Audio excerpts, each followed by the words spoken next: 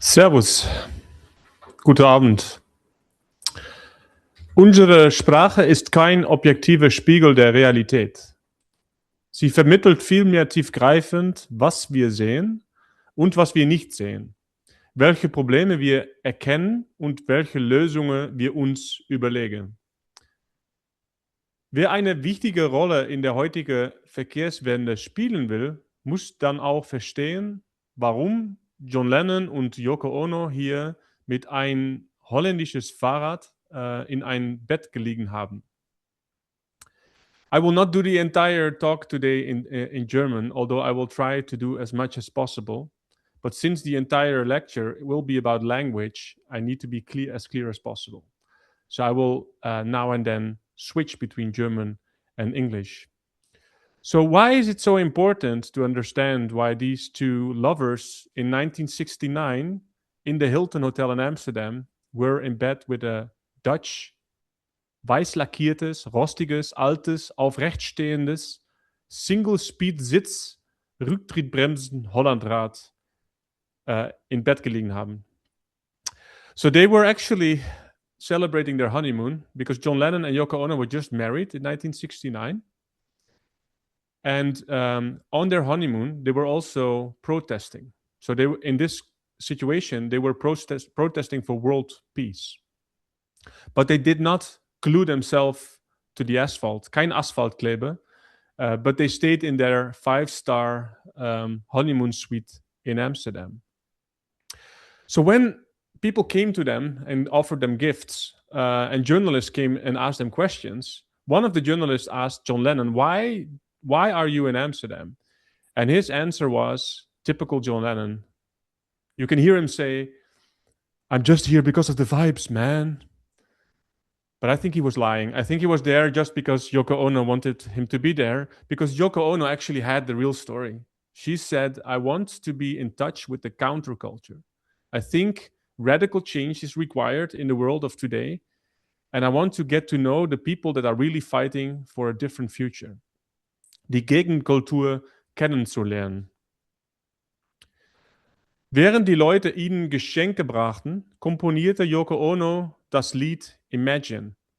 Imagine was actually produced 3 years later, and many people think that John Lennon wrote it, but it was again Yoko Ono who came up with the lyrics. And she came up with the lyrics to the song Imagine in this specific bed with this bicycle. So this is why it's so important to understand why this white Dutch bicycle was in bed with them at that specific day. I will take you along a few steps and a story that will try to uncover why this is so important for you. It will be a bit of philosophy. And I will try to sing a song if the technology allows me to do that. And what I want to do to you is I want to provide you with the tools you can use if you want to play an important role in the Verkehrswende or the Mobilitätswende or the Gesellschaftswende. So, but we have to start with a bit boring philosophy. Unsere Sprache ist kein objektiver Spiegel der Realität. Sie vermittelt vielmehr tiefgreifend, was wir sehen und was wir nicht sehen, welche Probleme wir erkennen und welche Lösungen wir uns überlegen. Und so hat unsere Sprache einen maßgeblichen Einfluss darauf, welche Realität wir gestalten. Our language is not a mirror. It's kein Spiegel. Sie ist eine Linse. It's a lens.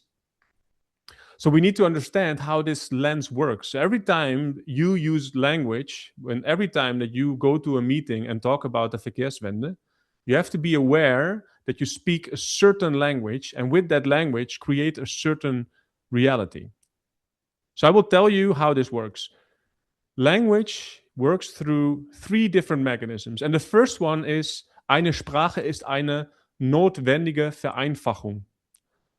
Without simplifying the world, we cannot talk to each other.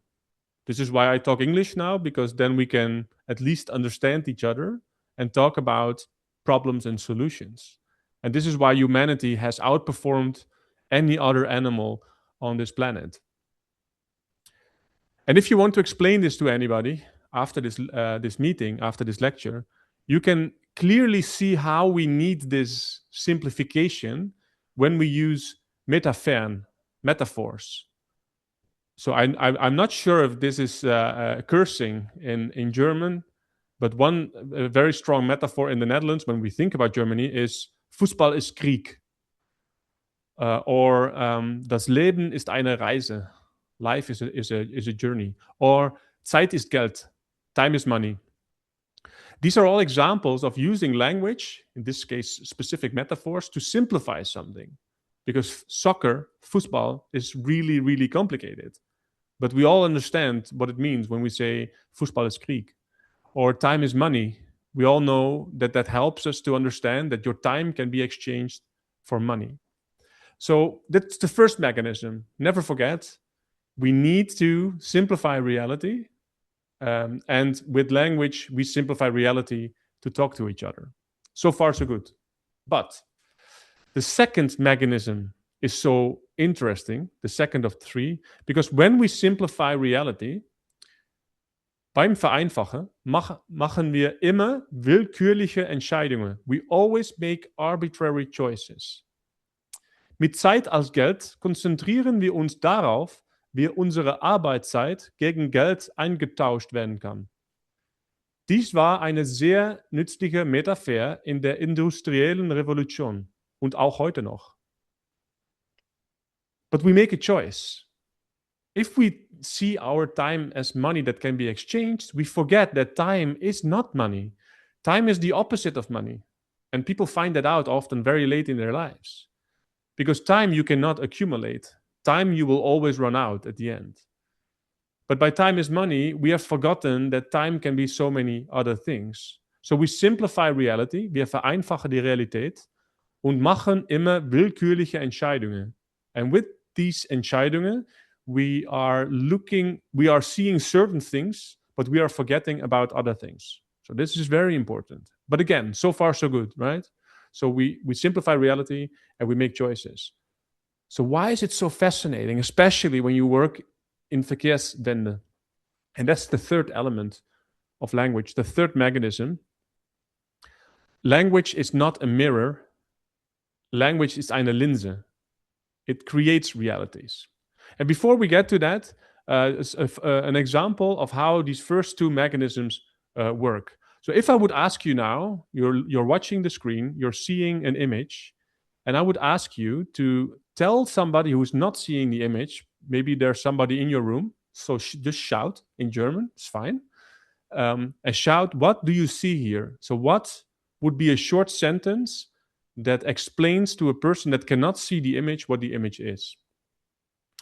And what then happens is probably your brain is thinking maybe ein Reh überquert die Straße.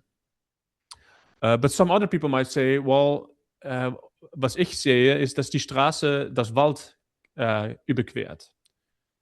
And that's the key point of the first two mechanisms. If we have to talk about this relatively simple image, we still have to simplify reality. And in simplifying reality, we are by definition making a choice.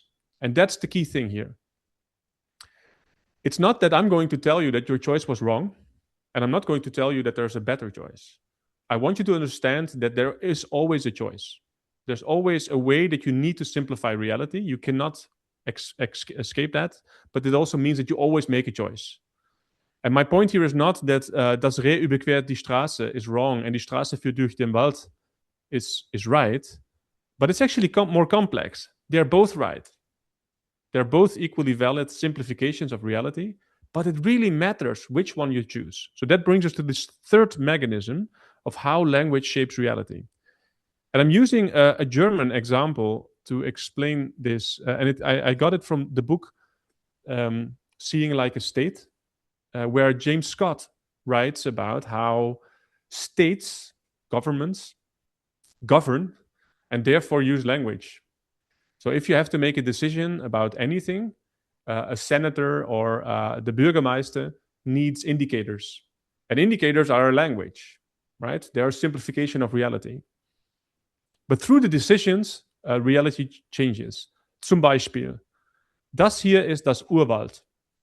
Das Urwald ist ein komplexes, dynamisches Ökosystem mit mehreren Zielen. Man kann sich hier verstecken, man kann hier jagen, man kann hier spielen, man kann hier wachsen, man kann hier leben. Aber das alles hat sich geändert am Ende des 18. Jahrhunderts. Und das war wegen einer neuen Sprache, wissenschaftliche Forstwirtschaft. So at the end of the 18th century, we needed something from the forest. So das Urwald changed. We needed wood. We wanted wood from the forest. And that meant that we needed a new language for the people that were owning forests to think about how they could produce more wood. So what happens is that decision makers went to universities in Germany at the time and asked them, can you develop a language to think about our forests as places of wood production? And I can tell you, academics are really nice people. They say yes to all kinds of things, like give a lecture on Wednesday evening online. Sure. So they said yes. And they developed this new language, wissenschaftliche Forstwirtschaft. And there's a very central term in that new language. It's a very beautiful German word, Normalbaum. And Normalbaum became the new indicator. It's sort of an ideal typical tree, ideal for the production of wood with the least energy, get the most wood out of the Normalbaum. Zuerst vereinfachen wir und treffen eine Entscheidung. Holzproduktion wird das Leitprinzip. Normalbaum wird die Sprache. Und dann gestalten wir die Welt entsprechend und andere Ziele verschwinden. So, das Urwald, the primeval forest, changed in das Produktionswald. Was sehen wir hier? Reihen und Reihen und Reihen Normalbäume. And what happened in the process? We simplified reality, we made a choice, and what happened is that all the other goals disappeared. Man kann sich hier nicht mehr verstecken.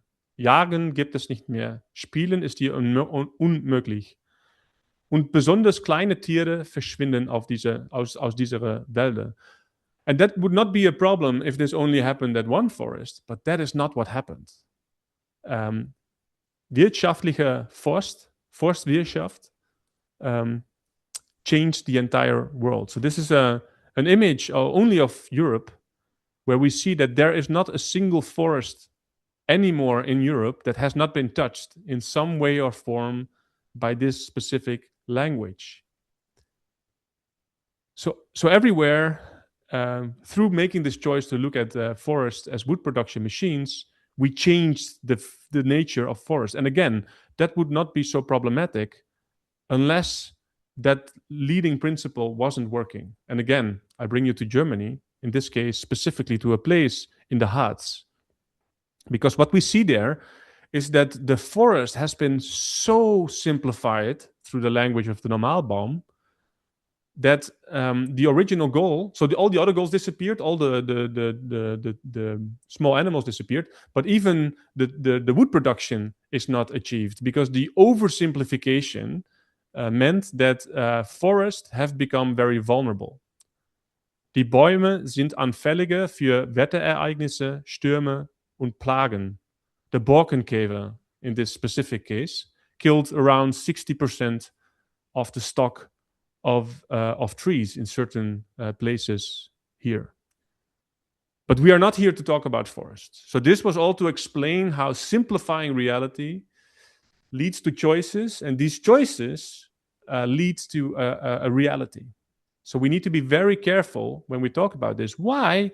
Because, that's my key point today, exactly the same thing happened to our streets. Unsere Urstraße. 1920.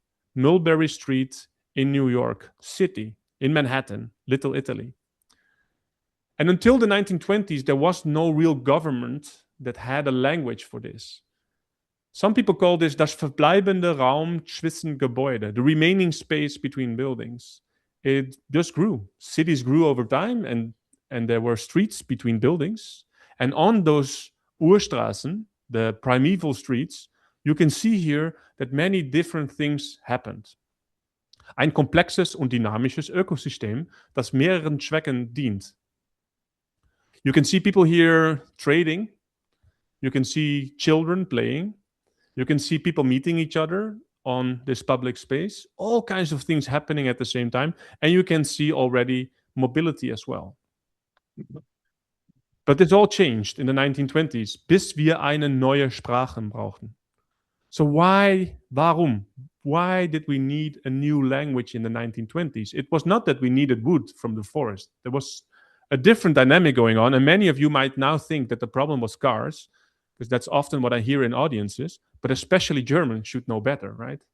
You invented the car way before the 1920s. So the car was already there, but it was a luxury item, especially geared for the elite to go into nature. And there were actually laws in the US. If you entered the city with a car, somebody needed to walk in front with a red flag because it was considered so dangerous. So something else happened, but it had to do with the car, and it was Henry Ford. So what happened in the 1920s was that the car was suddenly mass-produced. So suddenly, many more people could afford to buy a car. Massenproduktion von Autos. And this led to severe negative effects. Massenhaft Todesfälle bei Kindern. And the logical response to this was in a language that we already were speaking in the 1920s. And that was der Sprache der Gerechtigkeit. And in that language, it was completely unacceptable that this innovation came to our streets. And actually, large parts of society agreed. But what then happened, and there's a great book about that, it's called Fighting Traffic in English by Peter Norton. And he describes how in only 10 years between the 1920s and 1930s, a completely new language emerged. Eine Sprache, nicht eine Sprache von Gerechtigkeit, aber eine neue Sprache der Verhaltenskontrolle, Effizienz des Netzes und der Freiheit des einzelnen Autofahrers zentral gestellt hat. So at the end of the 1920s, so 10 years after this first introduction of mass production of cars, we had a whole new language. And you could study it. You can still study it at any university throughout the world. It's called traffic engineering, or in German, Verkehrstechnik. So first of all, we have to realize that this was a completely new language. Just as scientific forestry was a new language, somebody had to write the first syllabus. And that writing of the first syllabus didn't just happen in a vacuum. It happened in this larger idea of how cities needed to function. A new language, a new way of looking. This is Le Corbusier with his plan Le Ville Radieuse. Und hat gesagt, die Stadt ist eine rationelle Maschine. Von der Urstadt müssen wir zur Produktionsstadt. And one of his core principles that we see here in Le Ville Radieuse was called das Ende der Straße. Death of the Street. Die Straße dient nur noch als effiziente Pipeline, um Individuen möglichst effizient von A nach B zu bringen, wo sie einen Nutzen haben. Optimierung der Maschine heißt Marginalisierung des Menschen. Und im Verkehrstechnik oder Traffic Engineering haben sich diese Entscheidungen dann verfestigt. Zuerst in Richtlinien, Normen und Modellen und dann in Institutionen, Regeln und Gesetzen und buchstäblich in Asphalt, Beton und Stahl. Und nun, 2026, befinden wir uns in der letzten Phase der Verfestigung. Diese Sprache hat unsere Vorstellungskraft verfestigt. Our imagination. So the erste Verkehrsingenieur, the first person who wrote the first syllabus for the first people that became the first Verkehrstechniker, the first traffic engineers, we need to know who this person was to understand what language he started to use. And it's weird because if you, I challenge you to ask this to any traffic engineer that you know, and he or she will not be able to tell you who it was, which is weird. We should know this. Es war ein Fachmann, der nicht die Sprache der Straße sprach, sondern seine eigene Sprache entwickelte, um die Automobilstadt, das neue Zeitalter, zu ermöglichen. Wer fragen wir dann, das erste Buch zu schreiben? Well, I will not keep you long waiting for the answer. Der erste Verkehrsingenieur war ein Wasserbauingenieur. Because water engineering had very big respect at the time. They solved huge issues for the cities in which we were living by offering comfort with water pipelines and offering hygienic conditions with Abfallrohre, Abwasserrohre. How would you call it in English? Sorry? Sewers. Sewage systems, exactly. Sewage pipelines. So I don't know who of you has ever seen the Teenage Mutant Ninja Turtles. The Teenage Mutant Ninja Turtles, the series on TV, not in real life, but they are they have the size of humans, but they are turtles, and through a freak incident, they became the size of humans, and they fight for the good. 4 turtles and 1 rat, the size of humans, and they live in this sewage system. Sie leben in einer Abwasserrohr. So how is it possible that you build pipelines for sewage that are so big that human-sized turtles can actually live in them?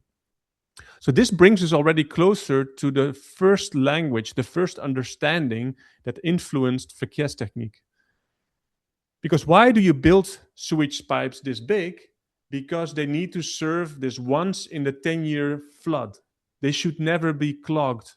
Never, ever. You do not want Stau.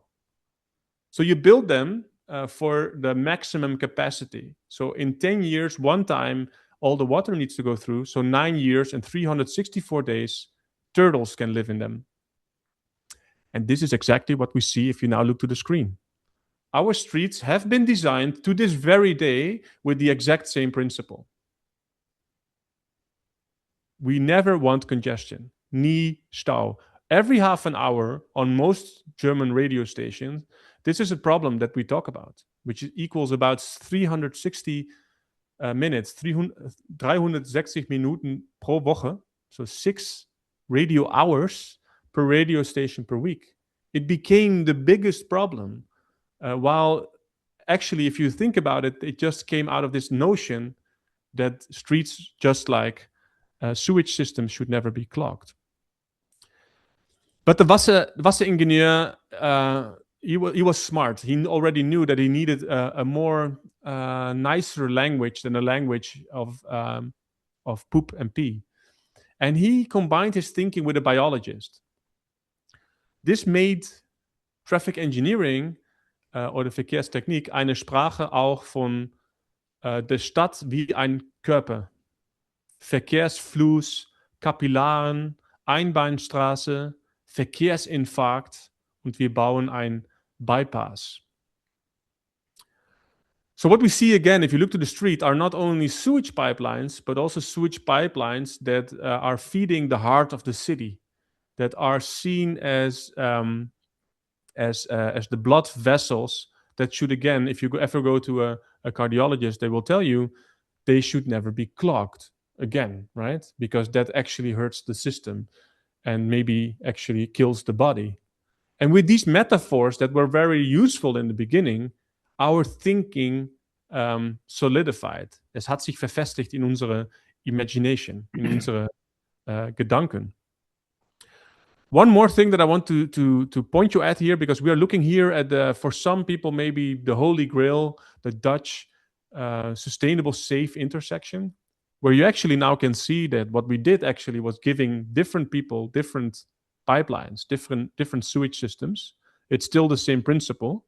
And why is this a sustainable safe intersection? Well, that has to do with a third set of language that was introduced, and that was Wirtschaftsdenken, or economic language. Verbunden mit dem Menschenbild des Homo economicus. Alle hier sind egoistischen, kalten, berechnenden, isolierten Menschen, die unsere eigenen Nutzen maximieren. We are selfish, isolated individuals that only are optimizing our own utility. And if you listen carefully to Le Corbusier, he said, being underway from A to B is ein is a disutility, is a negative. So in traffic thinking, in all the models that we still use to this day, all the computer models that are run to think about where we need to invest, all the individuals are seen as this utility maximizing individuals that the only thing that matters to them is travel time savings. Travel time savings became the holy grail of politics of traffic. From the left to the right, also in Germany, everywhere, nobody actively disagrees with the logic that in the end of the day, the biggest gains of mobility policies are travel time savings for individuals because they are then winning utility, nutzen. But there's one problem, and that brings us to this intersection, and why it is seen as the holy grail. If two egoists meet each other, they cannot negotiate. It's impossible. Which means that in traffic engineering, every interaction on the street is considered a conflict, right? So what you see here is a conflict-free intersection where all the interactions are no longer human, but they are organized through a machine, the Ampel, the traffic light. And the traffic light became the system where actually as a human, you are looking at a light and then the light decides when you can go, machining our whole understanding of how we engage with other people. Interaktion ist Konflikt. So this whole logic of Optimierung der Maschine und Marginalisierung des Menschen led to the streets that we see today and the problems that they give us. Früher betrachten wir diese Kreuzung aus der Perspektive der Gerechtigkeit. Jetzt betrachten die Verkehrstechniker es in ersten Linien als Effizienzproblem. Alles muss dem Verkehrsfluss folgen. Falsch über die Straße gehen? Zebrastreifen. Sicherheitshinweise für Kinder von 4 Jahren und Spielplätze werden erfunden. Geschwindigkeit wird zur bestimmenden Designvariable für unseren öffentlichen Raum. So, summing up. What happened? Was ist passiert? We moved from the primeval forest through the language of the Normalbaum to the production forest. So we simplified, we made choices, and we changed reality. Von Urwald durch das Normalbaum zu Produktionswald. With all the problems that we identified, right? And similarly, we moved von der Urstraße via eine Sprache von Effizienz, Reisezeitersparnis und Konfliktvermeidung zur Produktionsstraße. Und alle anderen Ziele sind jetzt aus dem Mulberry Street verschwunden. Wir haben Zebrastreifen, wir hatten einen Straßenspieltag in Holland, jetzt heißt es Spieltag, because the traffic safety organization paid by the car industry told us that it's a really bad idea to tell children that they can play on the streets because it's really dangerous to play on the street. So they should play on the playgrounds, the Spielplätze. We are disciplining our children from 4 years old. And it's all based on fear. Jetzt hat sie die letzte Stadium der Verfestigung erreicht. Das radikale Monopol. Es verfestigt unsere Vorstellungskraft. Aber ich glaube, wir haben immer noch Probleme mit Effizienz. Es gibt immer noch Stau heute. Und dann fragen wir die schlauste Leute. Ja, das ist ein Witz. Wir fragen die reichste Leute. Gib mir dein ganzes Geld, sagen die. Gib mir dein ganzes öffentlicher Raum. Gib mir deine ganze rechtliche und politische Aufmerksamkeit und ich gebe dich ein Abwasserrohr auf Stelzen. The Hyperloop from Elon Musk offers us the idea of incredible travel time savings. Unglaubliche Reisezeitersparnisse. Wow. Well, there's one problem. You can't look outside and you probably become very nauseous at speeds of 1,000 kilometers per hour. But you can take a pill and sleep and then travel to Paris and get your coffee when you're there, right? This is what you want, right? This is what you tell us. You want Reisezeitersparnis.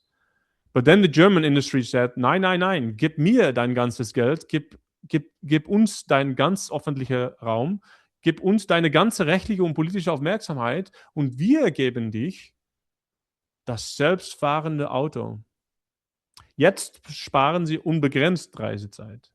Sie können jetzt unterwegs sein von A nach B, aber ohne Reisezeit zu erleben, weil sie andere Dinge tun können, wie zum Beispiel, ja, was? Ja, wissen wir noch nicht. Aber gib uns mehr Geld and we will do research. Aha, aha, denkst du jetzt. Aber das wird wird uns nicht passieren. Wir haben das Hollandrad. Und die Hollandrad und diese verrückte, ineffiziente holländische Radfahren würde nie dahin mitgehen. Die präsentieren uns eine richtiges andere Zukunft. Richtig? Richtig? Das war, warum John Lennon im Bett war mit ein Fahrrad. Richtig? Na, nicht ganz. Gib uns all dein Geld und and give us all your space and all your attention. Die Zukunft des Radfahrens von holländischen Fahrradmarken sieht so aus. Dank zahlreicher Innovationen würde auch das einfache Fahrrad zum Mobilitätshilfsmittel, ein Bestandteil der optimierten Maschine. E-Bikes, Pedelecs, Speed Pedelecs, Radlogistik, Fatbikes, Swapbikes, Pendler, unterwegs noch ein Zoom-Call machen, weil dein Mann so langweilig ist, die linke Seite, und auf eigene rot gemalte Rohren. Bike Highways, Fahrradautobahnen, Super Bicycle Highways, Super Bicycle Highways. Aber wenn sie deswegen mit dem Fahrrad im Bett gelegen hätte, dann hätte Imagine ganz anderes geklungen. So if John Lennon and Yoko Ono were in bed with a bicycle because of this future image, they would have made a very different song out of Imagine. And I will try to play it for you.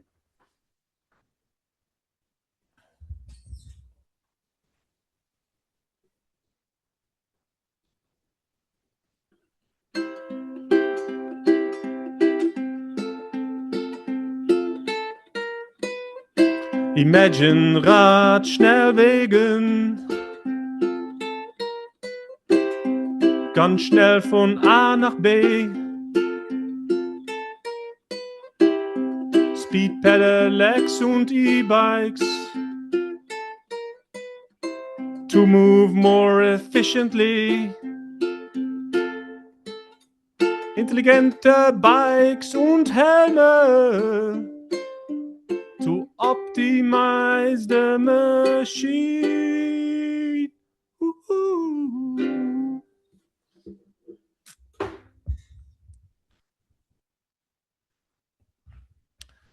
Well, I don't. Thanks for the applause, but I don't think that this is the answer yet. But we're almost there, so bear with me.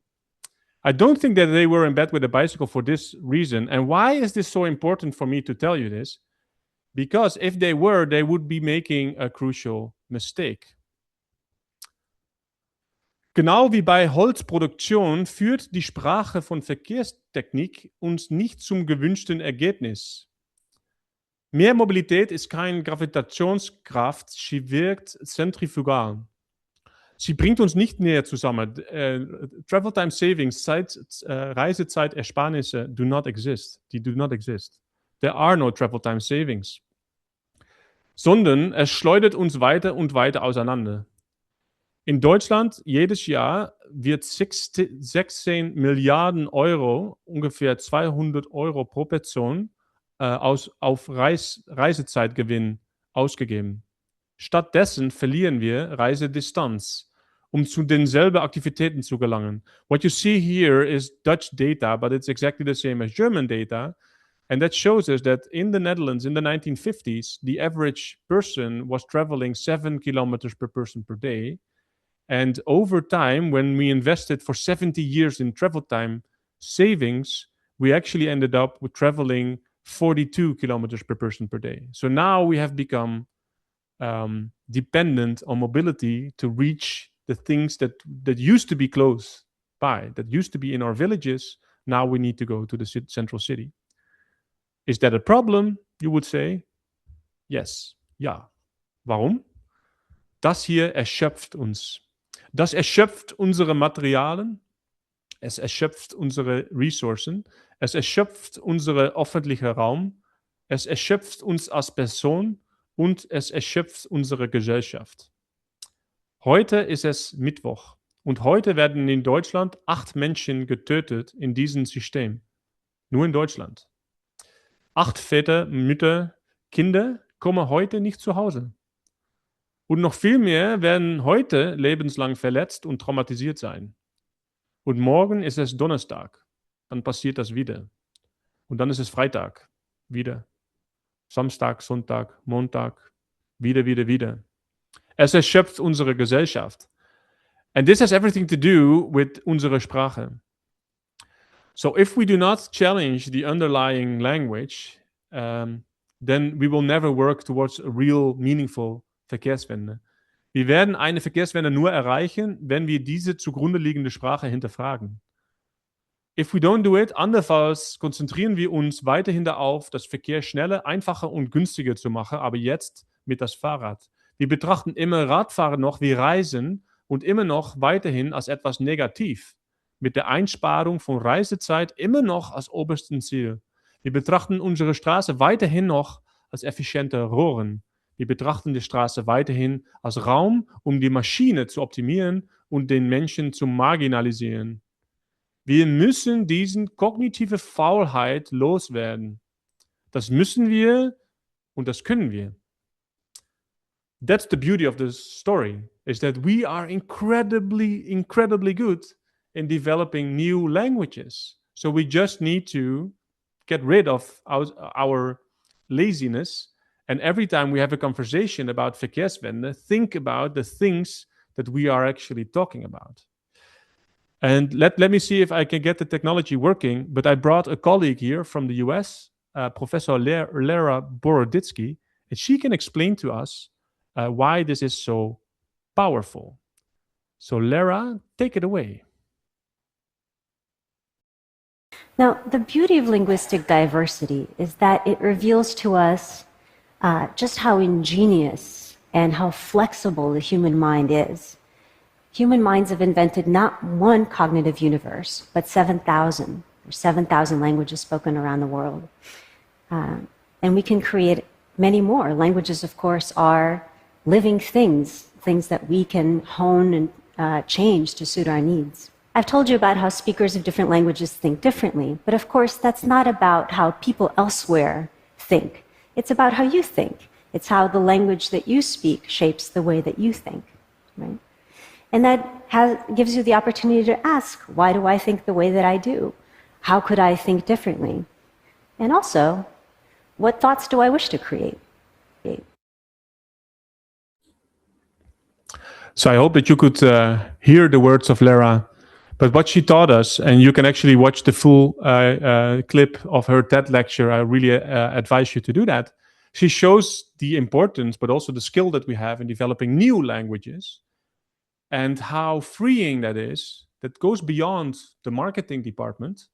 It actually means that if you want to have different conversations with different people, and around the bicycle, I would really advise you to do that, because you will find that if you have this new language and find new ways of making clear why this is so important to you, you will find large groups in society that actually agree with you, but currently are not attracted by the story that we tell them.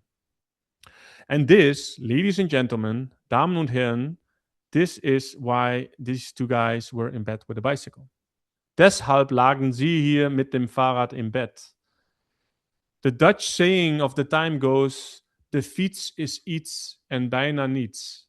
The bicycle is something and almost nothing. So what happened here is that they did not bring this bike. The bike was gifted to them by the counterculture that Yoko Ono was so interested in. The provos, the artists, the Gegenkultur der 60er Jahre. Das Fahrrad als Schlüsselsymbol. Keine Spiegel, sondern eine Linse. Das Fahrrad war eine Linse gegen brutalen Kapitalismus, gegen die Maschine und für Lebensqualität, für Spielen und für Wachsen. Das bescheidene Hollandrad hier als Linse für eine neue Gesellschaftssprache. The bicycle represented a symbol that made us aware that we were giving up our cities for the wrong reasons.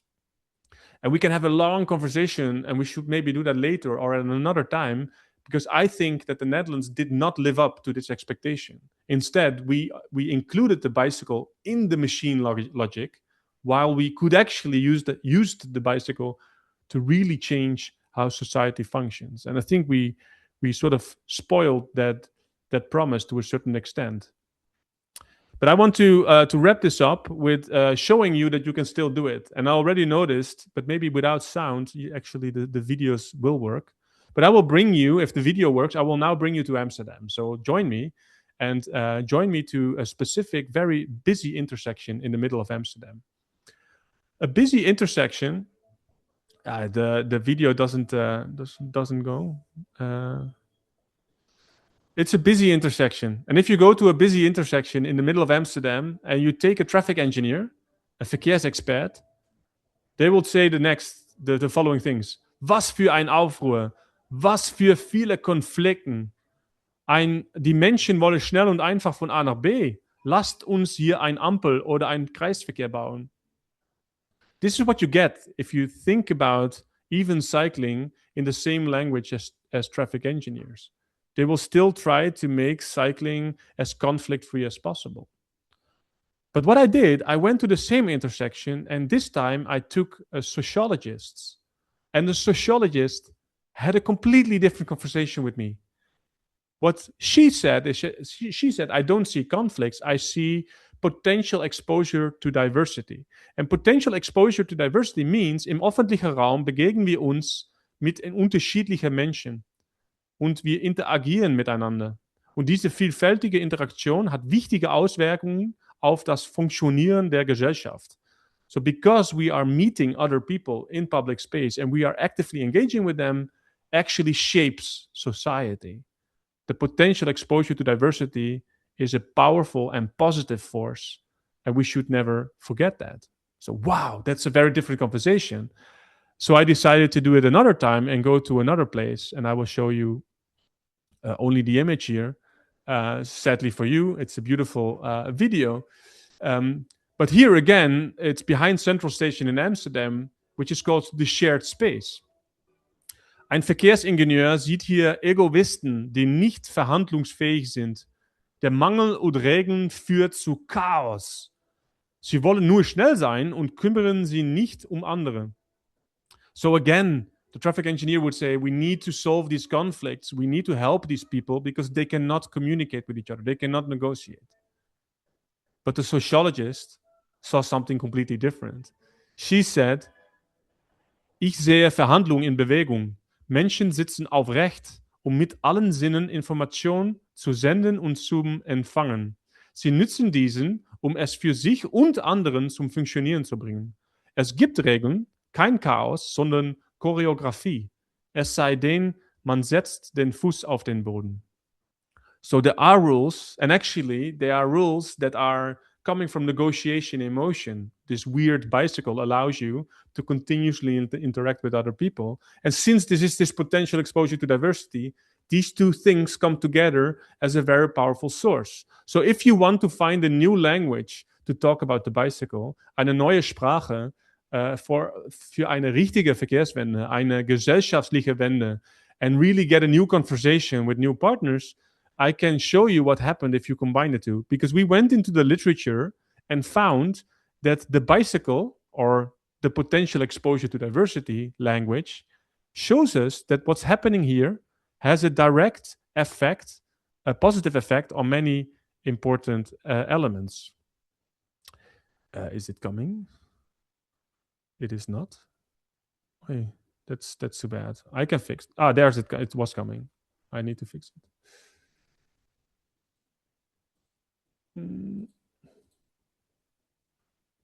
It was just slow. Now I lost you.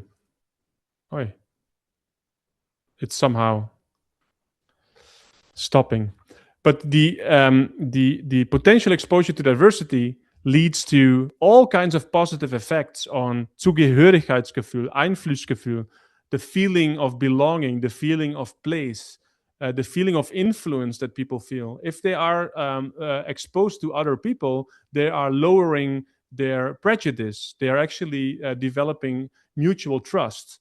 So the exposure to diversity that cycling offers can actually be a tool for a society that has a much better sense of belonging and sense of integration. Wow. Imagine what would happen if this language would shape the mobility policies of the city of Munich or of Bavaria or even of Germany. Wie wäre es mit diesen Dimensionen als Zielen für unsere Mobilitätsbudgets und für unsere Verkehrswende oder unsere Schlagzeile? Anstelle von nicht vorhandenen Reisezeiteinsparungen könnten wir Mobilitätsbudgets nutzen, um die Gesellschaft zu verbessern. Menschen optimieren, Maschinen marginalisieren. So I will close by wrapping this up with the following. Die Sprachen einer Organisation oder unsere Sprache ist kein objektives Mittel zur Beschreibung der Realität. Sie definiert vielmehr, was ihre Mitglieder sehen, was wir sehen und welche Maßnahmen wir ergreifen. Wenn wir wirklich glauben, dass wir einen radikalen Wandel des Mobilitätssystems beitragen können, müssen wir zusammen hier die zugrunde liegenden Narrative, unsere selbstverständlichen Ziele und unsere impliziten Annahmen hinterfragen. Es geht vielleicht nicht darum, wie andere denken, es geht darum, wie wir selber denken. Welche Sprache möchten wir gerne sprechen? Welche Gedanken möchten wir haben? Und welche Geschichte möchtest du erzählen? Ist Mobilität immer noch eine Quantität, die wir minimalisieren möchten? Oder eine Qualität? Mobilität als Qualität von Leben, das wir eigentlich maximalisieren möchten? Konzentrieren wir uns auf die Optimierung der Maschine und die Marginalisierung des Menschen oder auf die Minimalisierung der Maschine und die Wiederherstellung des menschlichen Maßstabs in Raum und Zeit? Betrachten wir immer noch die Straße primär als Verkehrsfläche oder betrachten wir die Straße als Ort, an dem die Menschheit gedeihen kann? Das hier ist unsere Entscheidung. Und eigentlich nicht meine, weil ich nach diesem Zoom-Call wieder in Holland weitergehe. Das ist deine persönliche Entscheidung. Und ich wünsche dir alle, wir andere uns schon zeigen, viel politischer Erfolg, aber ich wünsche dich zu mehr noch viel Spaß dabei. Servus.